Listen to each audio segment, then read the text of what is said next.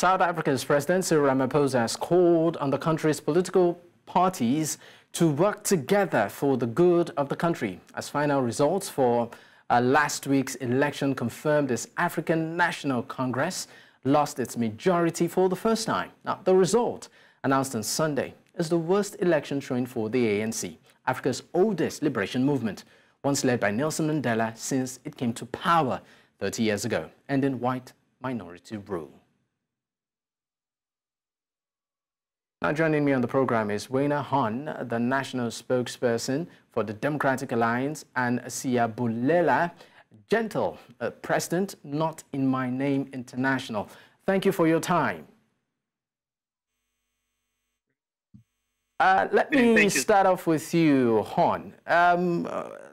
What is your reaction to the election results? Let me start off by getting your reaction. Werner. Yeah, look, of course, it is a significant watershed moment in our 30-year-old democracy for the ANC, which, as you pointed out in your introductory remarks, had a fairly hegemonic hold over governmental power over the last 30 years in the country nationally and in 8 of the 9 provinces, where it won outright majorities in most provinces most of the time, and always nationally. And for it to then drop not only below 50%, but to 40% of the vote overall, of course, is a significant, I want to say, shift in the political ground forces and the power balance in South Africa ultimately.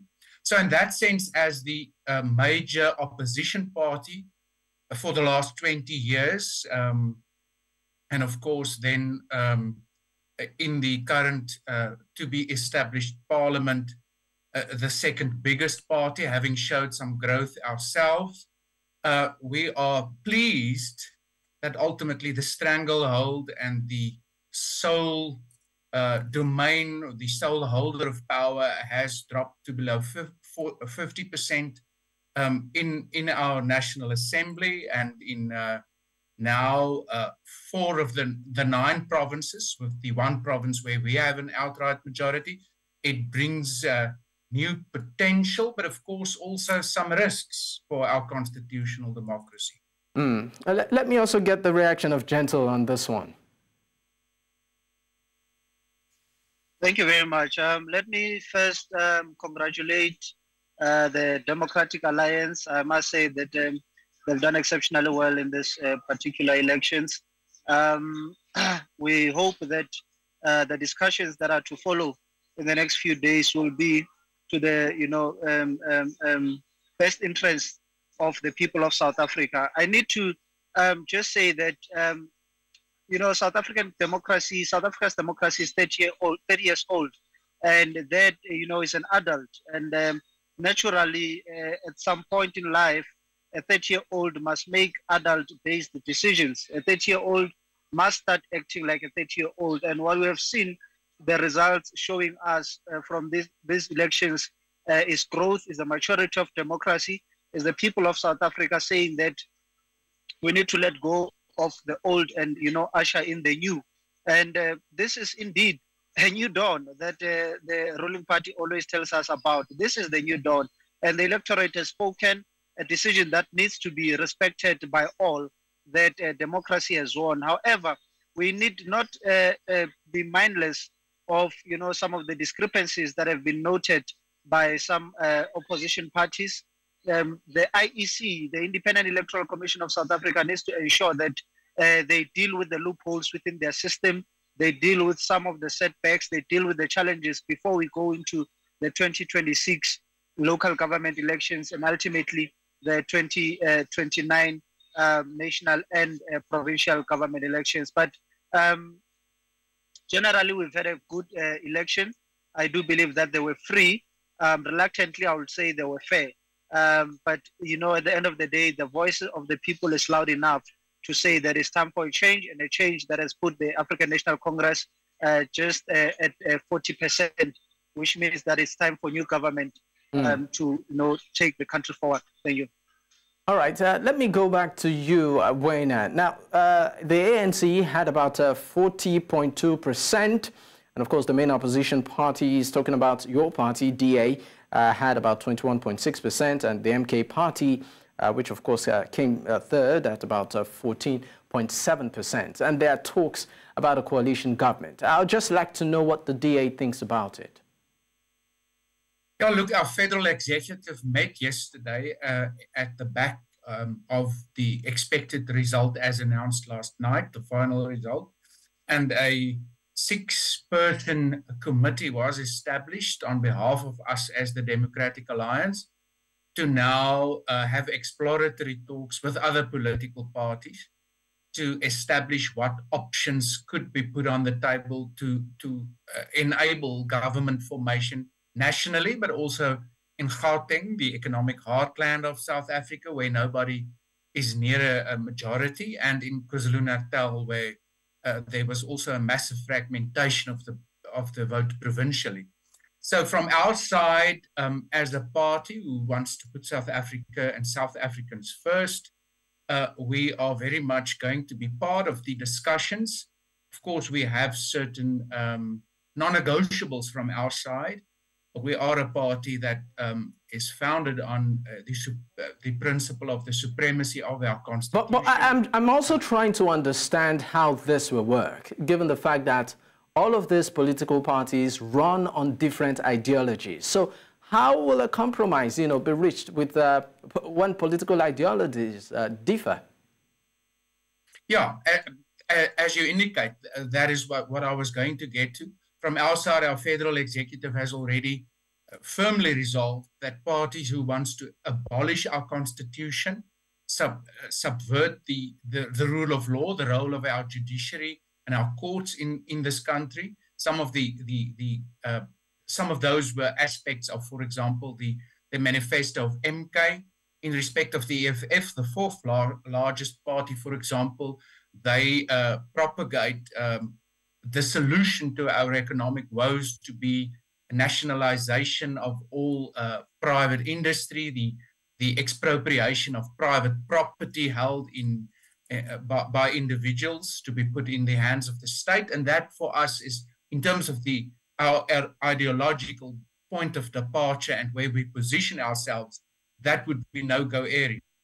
Other parties, however, of course, whilst we have in the past vehemently differed from the ANC, and there is still some very stark divisions in terms of some other policy choices, the reality is that both us and the ANC, for example, are, at least officially from their side, constitutionalists at heart, respecting the principle of the rule of law to be fundamental to the development of this country. And then that aspect, there is, of course, some more touch points then between us and the ANC and some other parties who are more centrist of nature like ourselves, like the Inkatha Freedom Party based in KwaZulu-Natal and some others, of course, would find one another more easily. So it is going to be complex. It's going to be very difficult. From our side, we will have those discussions with all parties except for those who then wants to change the total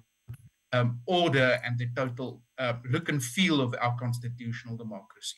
All right. Let me go back to, of course, Jentile. Now, during the elections, one thing, because we also had our correspondent there on ground, one thing I remember she said during one of the numerous interviews we had with her was that a crop of the voters were young persons who were screaming change. As a matter of fact, they were angry at the joblessness, the inequality, the rolling blackouts, and also the level of corruption, under the previous administration.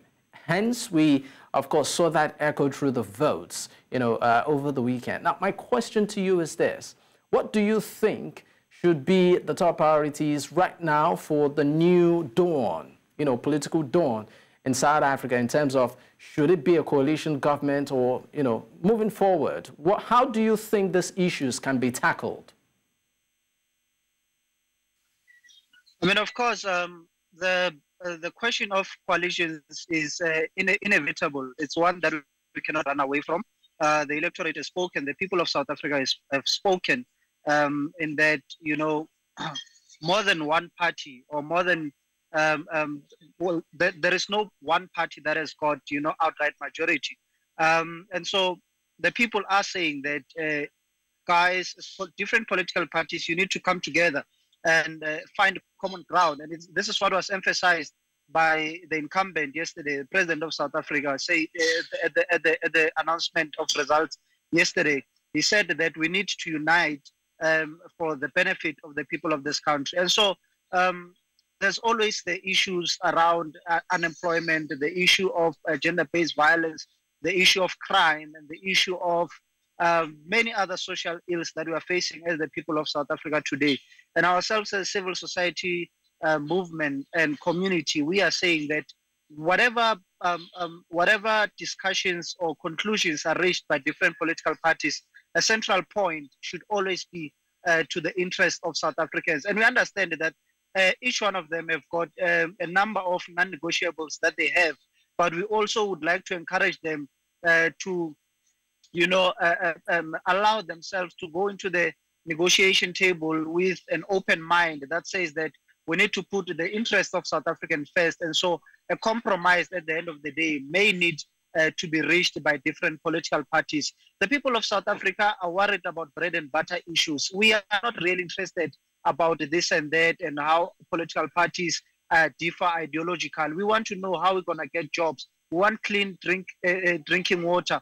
We want to be, you know, ensured that our communities are safe. We want to know that the education that we are getting is up to international standards, and many other social issues that we have. And this we have demonstrated by going out to cast our ballots. And so for us, that is the bone of contention. And as the youth of South Africa, lastly, I'm particularly inspired by you know, the one of the political parties called the ATM, African Transformation Movement.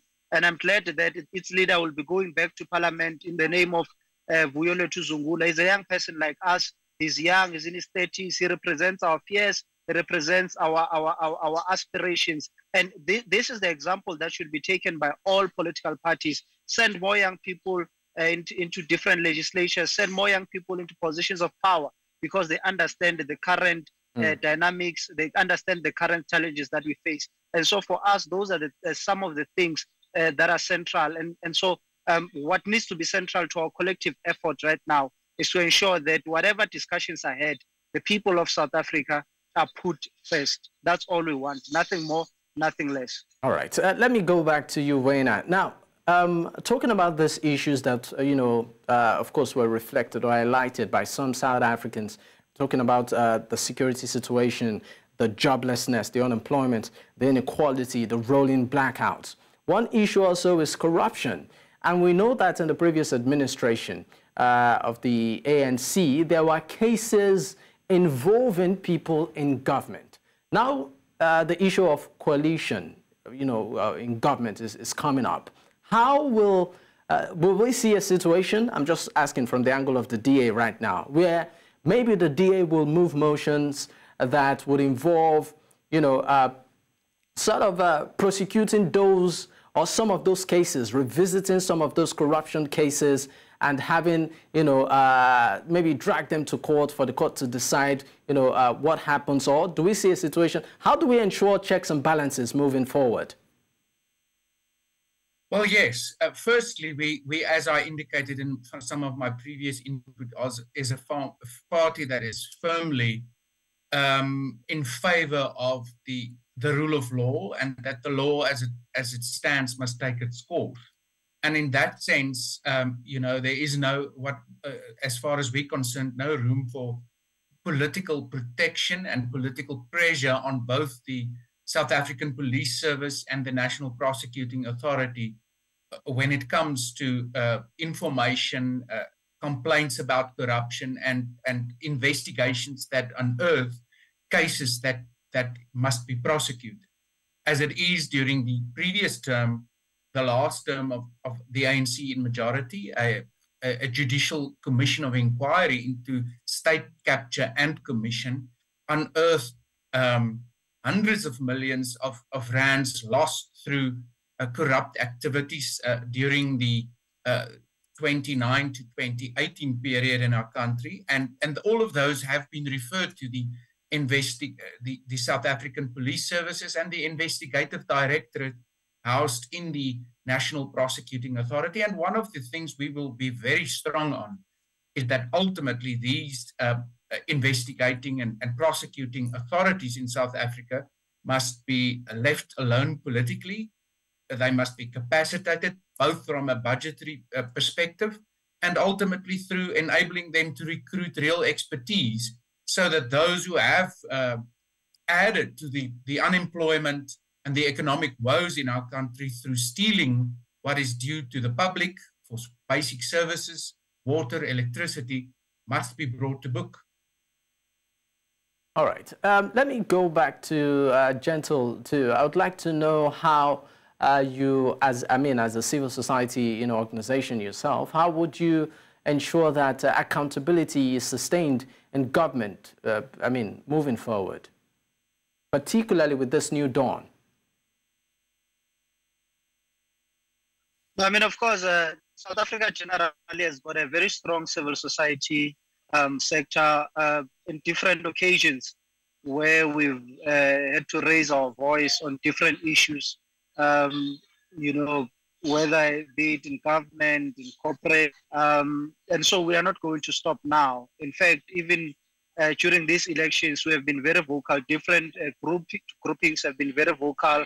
I've had discussions on this platform with you about some of our issues, unhappiness that we've had with the Independent Electoral Commission, how we have challenged different political parties. But of course, the civil society movement in South Africa is largely disadvantaged due to being grossly under-resourced. But there are those, obviously, amongst us who've got the privilege to be resourced, and they can immediately go to court and litigate when things don't go to the interest of South Africans. And for some of us, we'll obviously continue making noise in every sphere of influence that we have, protest if we must, petition if we must, join various talks and debates, bring others to the tables, and go to tables which we are invited to. But so the responsibility to hold government into account at all levels is the responsibility that it should be, of all South Africans. And I'm happy that our democracy has matured such that it allows dissenting voices, it allows different voices, it allows different South Africans to raise issues as they come. And so as a civil society group, particularly dealing in the space that is dealing with civic engagement, we will be making sure that we make noise on issues that are of interest to us.